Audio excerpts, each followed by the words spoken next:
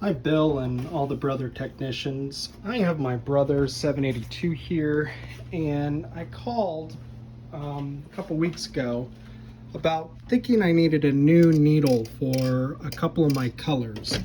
And I see like little air gaps, kind of like with this red one. But the cyan was giving me problems, black was giving me some problems. For the cyan, I got the 541 needle because everything else, the 541 and the 782 work, but the needle is different.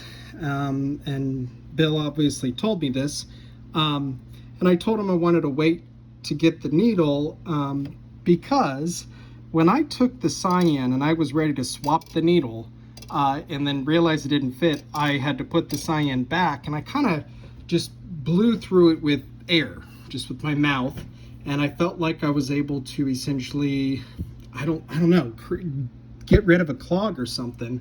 Cyan is printed amazing, but my black hadn't been printing too well, and I hadn't really had a chance to take it apart and kind of just blow with it again in air and see if it was the needle. So I did that, and it worked. Actually, before I got to that, when it was draining the ink, hopefully I can get this.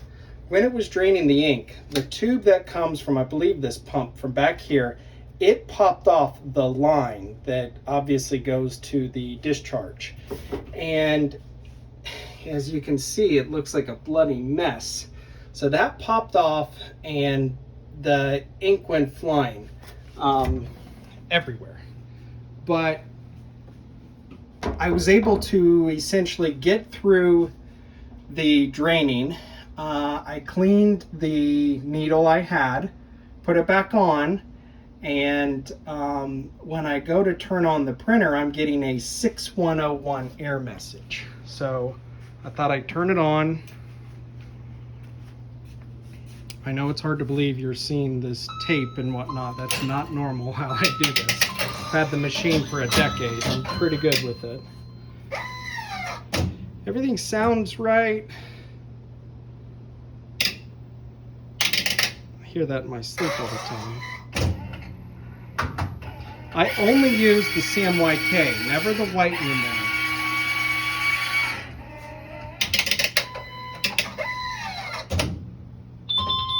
And then I'm getting this 6101 error message. I don't know if that's if it's right instead of the one on the left, but I don't even use the white.